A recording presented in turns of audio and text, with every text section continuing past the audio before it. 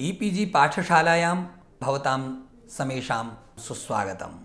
अहं डॉक्टर दयालसिंहः श्रीलालबहादुरशास्त्री राष्ट्रीयसंस्कृतविद्यापीठस्य व्याकरणविभागात् अस्मि। अद्य द्वितीयं पाठमादाय भवतां पुरतः समुपस्थितोऽस्मि। अद्य चान्द्रव्याकरणे वर्णविचारः इति द्वितीयः पाठः अस्माभिः प्रारभ्यते। इतः पूर्वम् अस्माभिः चान्द्रव्याकरणस्य कर्तुः आचार्यचन्द्रगोमिविषये तस्य व्यक्तित्वकर्तृत्वविषये चर्चा सम्पादिता। तद्व्याकरणविषयेपि अस्माभिः चर्चा सम्पादिता। इतः परं चान्द्रवर्णमालाविषये अस्माभिः विचारः प्रवर्तते। चान्द्रव्याकरणे वर्णविचारः इति अस्माकं विषयः। सम्पूर्णे विश्वे विविधाः भाषाः वर्तन्ते। तासां भाषाणां स्वरूपं प्रकृतिर्वा परस्परं विशेषेण भिद्यते। भाषायाः स्वरूपम् आधृत्यैव मनीषिभिः तदनुगुणं शब्दानुशासनं व्याकरणं वा विधीयते। तत्र पाणिनिप्रमुखैराचार्यैः संस्कृतभाषायाः यद्व्याकरणं प्रोक्तं तस्य वैज्ञानिकता विश्वप्रसिद्धा वर्तते। पाणिनीयं तदितरं च व्याकरणं सम्यक् समालोच्यैव चन्द्रगोम्याचार्येण लघुविस्पष्टसम्पूर्णं व्याकरणं प्रणीतं। व्याकरणप्रणयनस्य इदं लक्ष्यं तेन आदौ एव मङ्गलश्लोके प्रकाशितं। स मङ्गलश्लोकः अस्माभिरपि परिशीलयितव्यः। सिद्धं प्रणम्य सर्वज्ञं सर्वीयं जगतो गुरुं लघुविस्पष्टसम्पूर्णमुच्यते शब्दलक्षणं। तादृशं व्याकरणं भवेत् यत्र लघुता अपि स्यात्, विस्पष्टता अपि स्यात्, सम्पूर्णता अपि स्यात्। एतैः गुणैः समन्वितं व्याकरणं तेन प्रणीतं, प्रतिज्ञा च स्वकीया साधिता। ये तत्र वस्तुतः वर्णाः भवन्ति, भाषायां लघुतमाध्वनयः एव वर्णाः भवन्ति इति वक्तुं शक्यते। तेषामेव ध्वनिविशेषाणां वर्णानां समूहो भवति वर्णमाला। कस्यापि भाषाविशेषस्य उच्चारणस्य कृते ये ध्वनयः सर्वथा उपादेयाः भवन्ति तेषां समावेशो वर्णमालायां विधीयते। अनेन स्पष्टं भवति यत् इयं वर्णमाला भाषायाः कृते कियती महत्त्वाधायिनी वर्तते। संस्कृतभाषाया इयं वर्णमाला अत्यन्तमेव वैज्ञानिकी वर्तते इति जानन्ति भवन्तः। अत्र वर्णोच्चारणानुगुणमेव शब्दोच्चारणं भवति। अत्र अस्माकं वर्णविचारप्रसङ्गे प्रत्याहारपद्धतिः अत्यन्तमेव महत्त्वपूर्णा वर्तते। व्याकरणशास्त्रे लाघवम् उत्पादयितुं वैयाकरणमनीषिभिः प्रत्याहारपद्धतिरङ्गीकृता। सामान्यरूपेण वयम् अ आ इ ई इति कृत्वा वर्णमालां पठामः, पाठयामश्च। परं तत्र व्याकरणशास्त्रे वर्णमाला नाम प्रत्याहारो नाम एकं विलक्षणं वर्तते साधनं, येन संक्षेपेणैव वर्णानाम् अवबोधोऽपि भवति, व्याकरणशास्त्रमपि सम्यक् प्रकारेण प्रवर्तते। को नाम प्रत्याहार इति विचारणायाः प्राक् इदम् उल्लेखनीयं यत् अयं प्रत्याहारशब्दो विविधार्थेषु विविधशास्त्रेषु प्रयुज्यते। वस्तुतः योगशास्त्रे योगस्य अष्टाङ्गेषु प्रत्याहारो नाम वर्तते पञ्चममङ्गं, यस्यार्थो भवति चित्तस्य कर्णादीन्द्रियाणां शब्दादिविषयेभ्यो निवृत्तिः। तथैव नाट्यशास्त्रेपि पूर्वरङ्गस्य अङ्गत्वेन प्रत्याहारशब्दः प्रयुक्तः। अत्र कुतुपानां वाद्ययन्त्राणां वा संस्कारसज्जीकरणपूर्वकं स्थापनं प्रत्याहार उच्यते। व्याकरणशास्त्रे कात्यायनेन प्रथमतया अस्य शब्दस्य प्रयोगः कृतः। महाभाष्ये तु आचार्येण बहुधा भगवता पतञ्जलिना प्रत्याहारशब्दस्य प्रयोगः कृतः।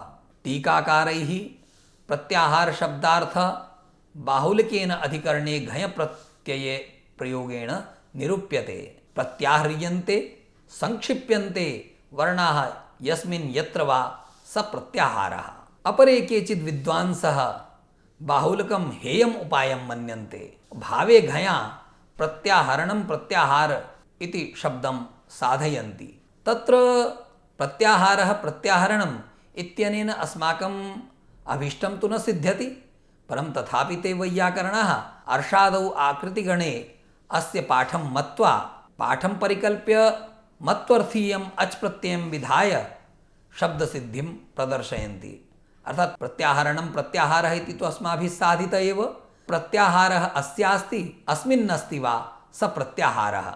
अनेन प्रकारेण सम्यक् प्रकारेण प्रत्याहारशब्दः विद्वद्भिः साध्यते। वस्तुतः प्रत्याहारसूत्राणां वैशिष्ट्यं विचार्य एव पाणिनीयशब्दानुशासनमर्मज्ञैः इमानि सूत्राणि माहेश्वरसूत्राणि शिवसूत्राणि वा उच्यन्ते। तत्र इयं मान्यता तु सर्वैः सुविदिता यत् इमानि 14 सूत्राणि महर्षिणा पाणिनिना महत्तपोविधाय महेश्वरादधिगतानि। तथा हि उच्यते नृत्तावसाने नटराजराजो ननादढक्कां नवपञ्चवारम् उद्धर्तुकामः सनकादिसिद्धानेतद्विमर्शे शिवसूत्रजालम्। वर्णसमाम्नाय इत्युक्त्वा पाणिनीये तन्त्रे अस्याः सूत्रचतुर्दश्याः वेदत्वम् अङ्गीकृत्य प्रत्याहारसूत्राणि महतीं प्रतिष्ठां नीतानि। तथा हि उच्यते नन्दिकेश्वरकाशिकायामेव येनाक्षरसमाम्नायमधिगम्य महेश्वरात् कृत्स्नं व्याकरणं प्रोक्तं तस्मै पाणिनये नमः। अस्मिन्नेवोपक्रमे चन्द्राचार्येण अपि प्रत्याहारसूत्राणि आदौ एव प्रोक्तानि। पाणिन्यादिविविधवैयाकरणपरिशीलनेन तेन स्वकीये व्याकरणे 13 एव प्रत्याहारसूत्राणि पठितानि। तेषाम् उपस्थापनम् अत्र विधीयते।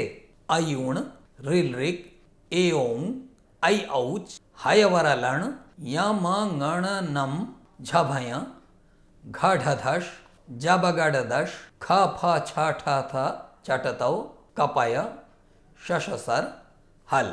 अत्र उल्लेखनीयं यत् आचार्येण चन्द्रगोमिना महता कौशलेन हयवरट् लण् चेति माहेश्वरसूत्रयोः स्थाने एकमेव हयवरलण् इति सूत्रं साधितम्।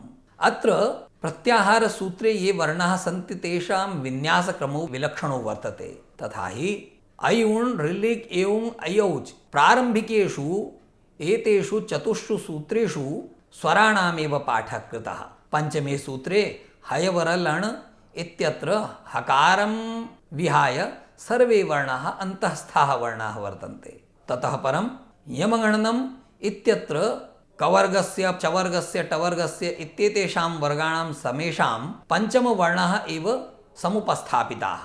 ततः परं सप्तमाष्टमयोः सूत्रयोः झवय घढधश् इत्यत्र ये चतुर्थवर्णाः वर्गस्य वर्तन्ते तेषां समाहारः कृतः। तृतीयवर्णाः ये वर्तन्ते तेषाम् उपन्यासः तेन 9मे सूत्रे कृतः जबगडदश् इत्यत्र।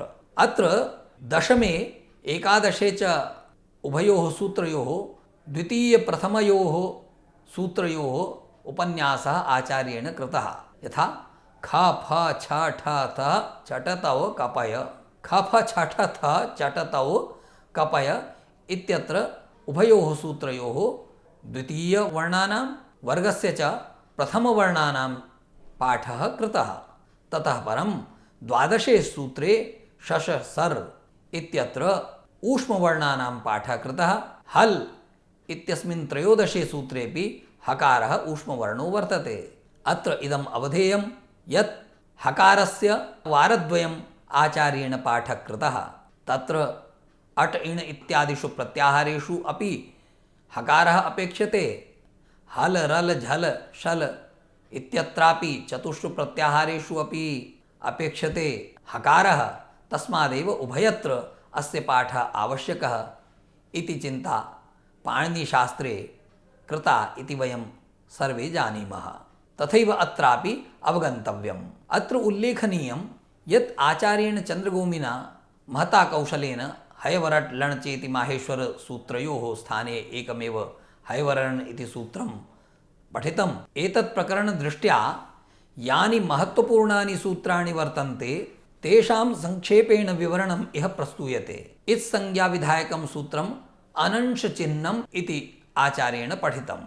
इदं सूत्रं न अंशः इति अनंशः अनंशः च तच्चिन्नम् इति अनंशचिन्नम्। अर्थात यानि चिन्हानि धातुप्रत्ययादीनाम् अंशः न भवन्ति तानि इत्संज्ञकानि भवन्ति। यदि तत्र प्रयुक्तानि इत्संज्ञकानि भवन्ति तेषां लोपः अपि सुतरां जायते, यतोहि ते अंशभूताः न भवन्ति। अत्र प्रत्याहारसूत्रेषु ण क ङ च चेत्यादीनि ध्वनिचिह्नानि सूत्राणाम् अंशः न सन्ति, तस्मादेव एतानि इत्संज्ञकानि भवन्ति। अपरं सूत्रं वर्तते आदिरिता समध्यः। आदिः इता समध्यः। इदं प्रत्याहारसंज्ञाविधायकं सूत्रमस्ति, यथा पाणिनिशास्त्रे वर्तते आदिरन्तेन सहेता। अत्र इता सह उच्चार्यमाण आदिः मध्यसहितस्य स्वस्य संज्ञा भवति इति तात्पर्यम्।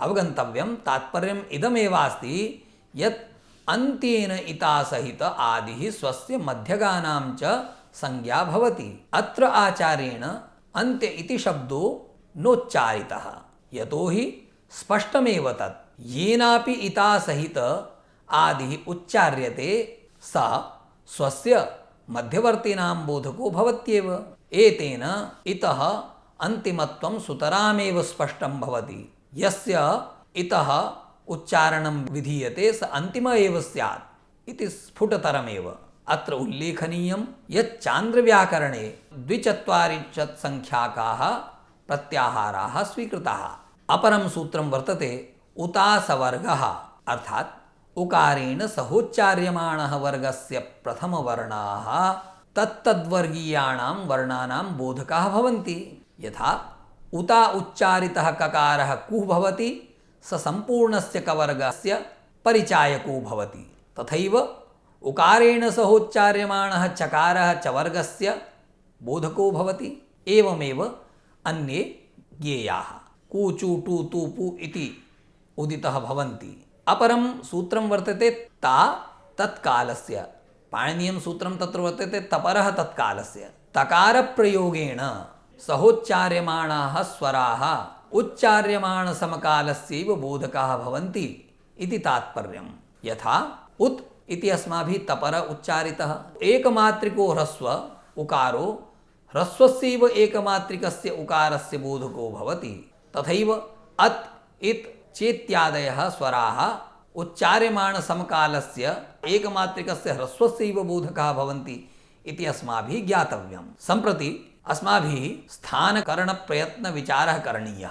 स्थानकरणप्रयत्नेभ्यः वर्णाः जायन्ते। सावर्ण्यपरीक्षायां किञ्च आन्तरतम्यपरीक्षायां च स्थानादिविचारो महत्वाधायी वर्तते। पाणिनिव्याकरणे विवरणमिदं पाणिनिशिक्षायाम् उपलभ्यते, परं चन्द्राचार्येण अस्य कृते पार्थक्येन स्वकीये व्याकरणे वर्णसूत्राणि समुपनिबद्धानि। तदनुसारेण उच्चारणस्थानादीनां विवरणम् अधः प्रस्तूयते। अत्र उच्यते कंठ अकुह विसर्जनीयानां।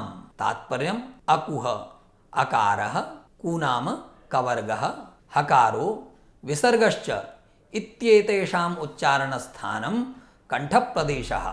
तथैव कंठतालुकम् इत् एत् ऐताम्।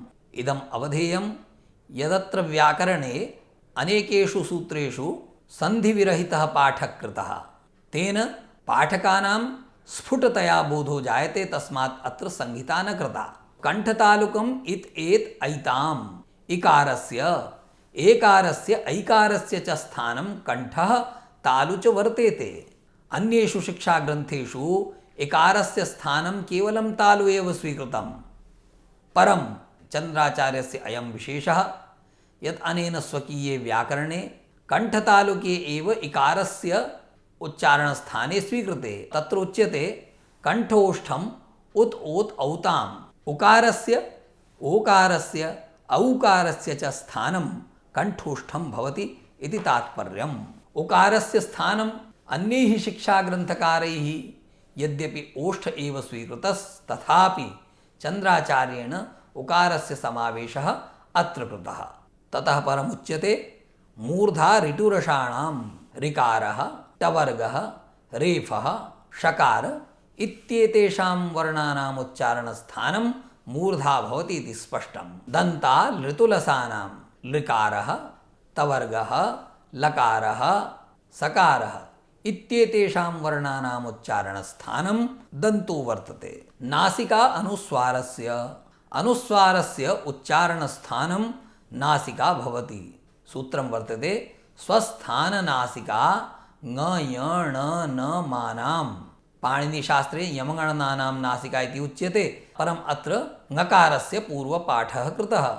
कवर्गादारभ्य प्रथमं ङकारस्य, चवर्गादारभ्य प्रथमं यकारस्य, तथैव क्रमभङ्गः अत्र न दृष्टः। ककारः यकारः णकारः नकारः मकारः इत्येतेषां वर्णानाम् उच्चारणस्थानं निर्दिश्यमानैः सवर्गवर्णोच्चारणस्थानैः सह नासिकापि वर्तते। यथा ङ इत्यस्य उच्चारणस्थानं कवर्गे अन्तर्भावात् कण्ठो वर्तते, तदितिरिक्तं नासिकापि वर्तते। तथैव तालु इचु यशानाम् अग्रिमं सूत्रं वर्तते, परम् इतः परम् इदमपि द्रष्टव्यं, यतोहि अस्य सूत्रस्य पाठः क्रियमाणः वर्तते।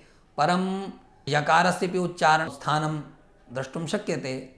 तस्य मूलमुच्चारणस्थानं तु चकारादिवर्णैः सह तालु वर्तते, तथापि अत्र पाठात् नासिकापि तस्य उच्चारणस्थानम्। एवमेव णकारस्य नकारस्य मकारस्य च। तर्हि अग्रिमं सूत्रमुच्यते तालु इचु यशानां। स्पष्टमेव इकारः चवर्गः यकारः षकारः इत्येतेषां वर्णानाम् उच्चारणस्थानं भवति तालु ओष्ठौ उपूपद्मानीयानाम्। उकारः पकारः उपद्मानीय इत्येतेषां वर्णानाम् उच्चारणस्थानम् ओष्ठद्वयं वर्तते। उपद्मानीयवर्णः कः उच्यते? यथा कः पठति इति वयम् उच्चारयामः, तर्हि अस्य स्थाने प्रयोगो भवति विसर्गस्य स्थाने अत्र उपध्मानीयो भवति कप् पठति इति। अयं विलक्षणः यः ध्वनिः वर्तते स उपध्मानीयध्वनिः विद्यते। ततः परं दन्त ओष्ठं वकारस्य उच्चारणस्थानं दन्त ओष्ठं च वर्तेते। जिह्वामूलं जिह्वामूलीयस्य वर्णस्य उच्चारणस्थानं जिह्वामूलं वर्तते इति तात्पर्यं। को नाम जिह्वामूलीयवर्णः इति उच्यते चेत् कः करोति इत्यत्र विसर्गस्य स्थाने यदा जिह्वामूलीयः आदेशः भवति तदा अस्य उच्चारणं भवति कक् करोति इति। ककारादनन्तरम् अस्माभिः अकार उच्चार्यते, अकारात् परं यः विलक्षणध्वनिः अस्माभिः उच्चार्यते स एव जिह्वामूलीयः। एवम् एतेषां वर्णानाम् उच्चारणस्थानानि अस्माभिः परिशीलितानि। इतः परं करणम् अस्माभिः विचारणीयं। येषु स्थानेषु वर्णाः उपलभ्यन्ते तत्तत् स्थानं येन निर्वर्त्यते तदेव करणम् उच्यते। तद्विषयेपि चन्द्राचार्येण वर्णसूत्राणि विरचितानि। तथा हि जिह्वाग्रं दन्त्यानां येषाम् उच्चारणस्थानं दन्ताः वर्तन्ते तेषां लृतवर्ग लसकारादीनां करणं जिह्वाग्रं गेयं। जिह्वोपाग्रं शिरस्यानां ऋकार टवर्ग रेफषकाराणां मूर्धन्यवर्णानां करणं जिह्वोपाग्रं बोध्यं। जिह्वा मध्यं तालव्यानां इच वर्ग यशाः ये तालुस्थानीयाः वर्णाः भवन्ति तेषां करणं जिह्वा मध्यम् अवगन्तव्यं। शेषाः स्वस्थानकरणाः। तात्पर्यमिदमस्ति, अन्ये ये वर्णाः अवशिष्यन्ते तेषाम् उच्चारणस्थानानि एव तेषां करणानि अवबोध्यानि। यथा अनुस्वारस्य स्थानं नासिका भवति तदा तस्य करणमपि नासिकैव बोध्यं। तथैव कर्णविषये इयमेव चर्चा तत्र शास्त्रे वर्तते। चान्द्रशास्त्रे कर्णानां परिचयः अस्माभिः सम्यक् प्रकारेण अवगतम्। अतः परम् अस्माभिः प्रयत्नविषयिणी चर्चा विधेया। यतोहि प्रयत्नानाम् अत्र वैशिष्ट्यं विद्यते। प्रयत्नो द्विधा भवति, आभ्यन्तरः बाह्यश्च। आभ्यन्तरप्रयत्नः आचार्येण आभ्यन्तरप्रयत्नः चतुर्धा विभक्तः। संवृतत्वं, विवृतत्वं, स्पृष्टत्वं, ईषत् स्पृष्टत्वं चेति। संवृतत्वम् अकारस्य आदौ इदं सूत्रं वर्तते। ह्रस्वस्य अकारस्य प्रयत्नः संवृतत्वम् इति स्पष्टमेव। विवृतत्वं स्वराणाम् ऊष्मणां च, अर्थात् ये स्वराः श श स ह इत्येते ऊष्माणः वर्णाः भवन्ति तेषां प्रयत्नः विवृतत्वं वर्तते। तत्र विवृततरस्वराणामपि उल्लेखो वर्तते। तदनुसारेण तेभ्यो विवृततरत्वम् एत् ओतोः, अत्र सूत्रं वर्तते तेभ्यो विवृततरत्वम् एत् ओतोः, अर्थात् एकार ओकारयोः विवृततरत्वं प्रयत्नः ज्ञेयः। ताभ्याम् ऐत् औतोः, ऐकारस्य औकारस्यापि ततोपि विवृततरः प्रयत्नः ज्ञेयः। ताभ्यामपि आकारस्य यः प्रयत्नः सः विवृततरः। वक्तुं शक्यते यत् आकारः सर्वेषु विवृततमः वर्तते, परं यत् तत्र पारिभाषिकः शब्दः प्रयुक्तः सः विवृततरत्वम् इत्येव। स्पृष्टत्वं स्पर्शानां, कादयो मावसानाः ये पञ्चविंशतिर्वर्णाः तेषां स्पृष्टत्वं प्रयत्नो वर्तते। ककारादारभ्य प फ ब भ म इति यावत् एतेषां सर्वेषां वर्णानां स्पृष्टं प्रयत्नः ज्ञेयः। ईषत् स्पृष्टत्वं य र ल व इत्येते ये अन्तःस्थाः वर्णाः तेषां प्रयत्न ईषत् स्पृष्टत्वं वर्तते। आभ्यन्तरप्रयत्नानन्तरं बाह्यप्रयत्नः आचार्येण विचारितः। अस्मिन् प्रकरणे आचार्येण पाणिनीयशिक्षोल्लिखितानाम् उदात्तादित्रयाणां निरासः कृतः। तत्र एकादशथा बाह्यप्रयत्नः स्वीकृतः, यथा उदात्तः अनुदात्तः स्वरितः एतेषां तत्र निरासः कृतः, परं स्पर्शान्तस्थयोश्च समावेशः अत्र आचार्येण कृतः। तस्मात् बाह्यप्रयत्नो पुनः दशधा निरूपितः। एकादशसु त्रयः प्रयत्नः तु तेन न स्वीकृतः, परम् अपरौ द्वौ प्रयत्नौ तेन स्वीकृतौ, तस्मात् संख्या 10 भवति। वर्गाणां प्रथमद्वितीय श श स विसर्जनीय जिह्वामूलीय उपद्मानीयाश्च विवृतकण्ठाः श्वासानुप्रदाना अघोषाश्च इदं सूत्रं।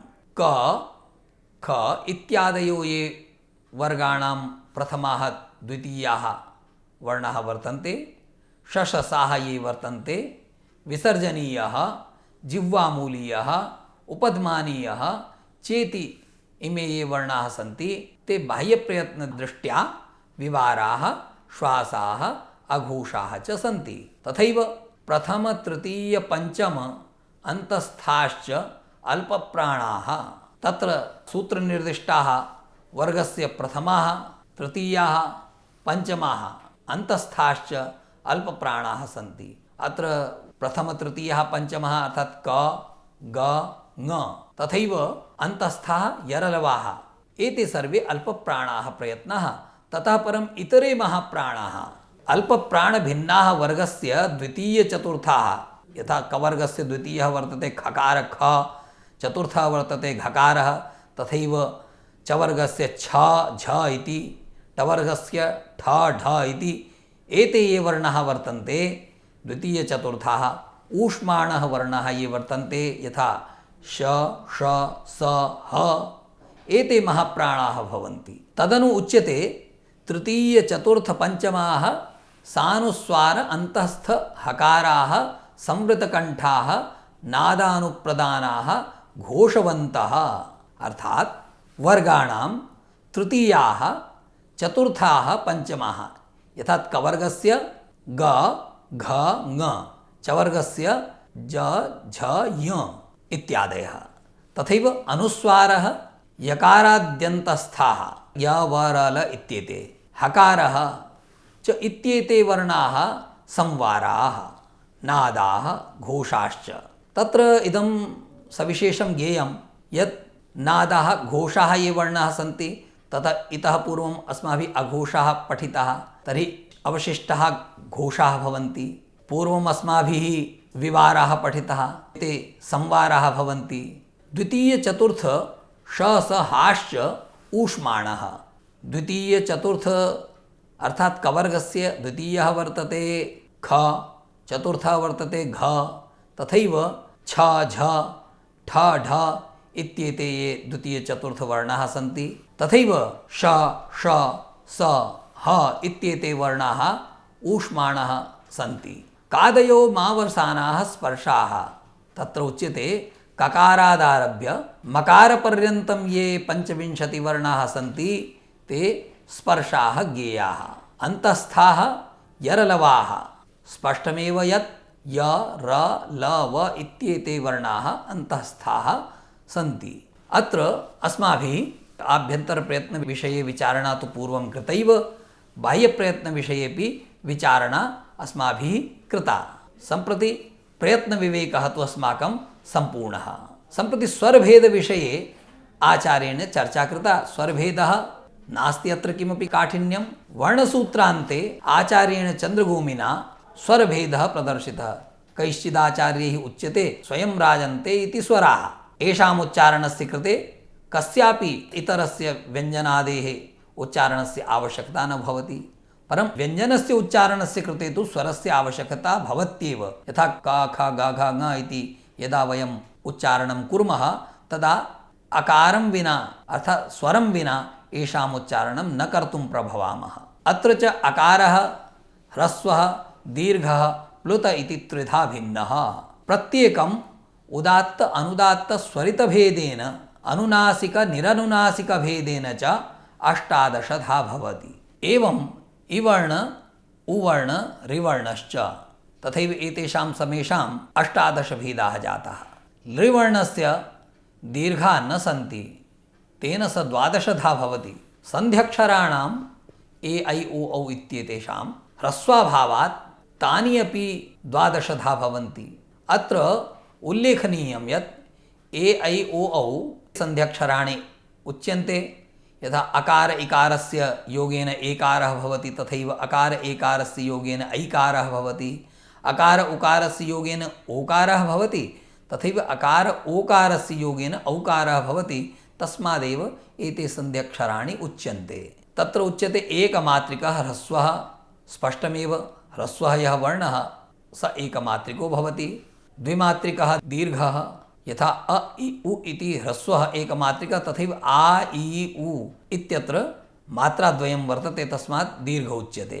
तथैव त्रिमात्रिकः प्लुतः ज्ञेयः, त्रिमात्रिकः प्लुतः इति सूत्रं वर्तते। आ इ उ इति मात्रात्रयस्य वयम् उच्चारणं कुर्मः तदा एते प्लुताः ज्ञेयाः। तथैव उच्चैरुदात्तः नीचैरनुदात्तः समाहारस्वरितः इति सूत्राणि तत्र उपन्यस्तानि। तत्र उच्यते स्वस्थानानुनासिक निरनुनासिकश्च अन्तःस्थाः द्विप्रभेदाः रेफवर्जिताः। अन्तःस्थाः रेफं विहाय अन्ये सर्वे यवलाः द्विधा वर्तन्ते, अनुनासिकाः निरनुनासिकाः च। इत्थम् अनेन विवरणेन स्पष्टं भवति यत् आचार्येण चन्द्रभूमिना प्रत्याहारसूत्रेषु व्याकरणस्य मूलसूत्रेषु वर्णसूत्रेषु या सामग्री समुपनिबद्धा तस्य एव संग्रहः अस्माभिः अत्र समुपस्थापितः। अत्र आचार्येण वर्णविचारसम्बद्धा नानापक्षाः महता नैपुण्येन स्पष्टतया च प्रतिपादिताः। वर्णविचारः व्याकरणाध्ययनस्य प्रथमं सोपानं वर्तते। अस्य प्रकरणस्य सम्यक् प्रकारेण परिशीलनं विना व्याकरणाध्ययनं सर्वथा दुष्करम्। तस्मात् इदं प्रकरणं सम्यक् प्रकारेण परिशील्य एव व्याकरणे प्रवेशः सुकरः भवति। अस्माभिः अस्मिन् प्रकरणे चान्द्रव्याकरणे यः वर्णविचारः पठितः तत्र प्रमुखाः बिन्दवः एकदा पुनः अस्माभिः स्मरणीयाः। अस्माभिः सर्वप्रथमं वर्णमालायाः वैशिष्ट्यं, का नाम वर्णमाला इति सर्वम् आदौ पठितं। ततः वर्णसङ्ग्रहार्थम् अस्माभिः या पद्धतिः अङ्गीक्रियते सा प्रत्याहारपद्धतिः अस्माभिः चर्चिता। को नाम प्रत्याहारः, प्रत्याहारस्य पारिभाषिकशब्दत्वेन यो व्यवहारः योगादिशास्त्रेषु विधीयते तस्यापि अस्माभिः परिशीलनं कृतं। तदनु चान्द्रप्रत्याहारसूत्राणि अस्माभिः परिशीलितानि। तत्र 13 एव चान्द्र प्रत्याहार सूत्राणि भवन्ति। हैवरट् लण् इत्यनयोः एकम् एव सूत्रं सन्धाय आचार्येण 13 एव सूत्राणि पठितानि। तदनु स्थानकरणप्रयत्नविचारः अस्माभिः कृतः। वर्णस्थानानि एतानि अत्यन्तमहत्त्वपूर्णानि वर्तन्ते। कस्य वर्णस्य किम् उच्चारणस्थानम् इति विचार्यैव अस्माभिः आन्तरतम्यपरीक्षा कर्तुं शक्यते। तत्र करणम् अपि अस्माभिः पठितं, ततः परं प्रयत्नः अपि पठितः। प्रयत्नविचारे अस्माभिः आभ्यन्तरप्रयत्नः बाह्यप्रयत्नः इति प्रयत्नद्वयं चर्चितं। प्रयत्नद्वयस्य भेदप्रभेदाः अपि अस्माभिः विचारिताः। ह्रस्व दीर्घ प्लुत इत्यादयः ये स्वरभेदाः भवन्ति, ततः परम् अपि अकारः अष्टादशधा इकारः अष्टादशधा इति श्रवणे आधुनिकाः छात्राः आश्चर्यान्विताः भवन्ति। परं कथम् एते अष्टादशधा इत्यपि अस्माभिः अत्र प्रकरणे निरूपितं सर्वम्। एवम् इदं सर्वं प्रकरणम् अस्माकं कृते अत्यन्तमेवोपकारकं वर्तते। भवतां समेषां छात्राणाम् अनेन प्रकरणेन व्याकरणप्रवेशः सुकरः भविता इत्याशास्महे वयं। नूतनं पाठमादाय पुनः भवतां पुरतः समुपस्थास्यामः। शुभमस्तु भवतां समेषां। नमो नमः।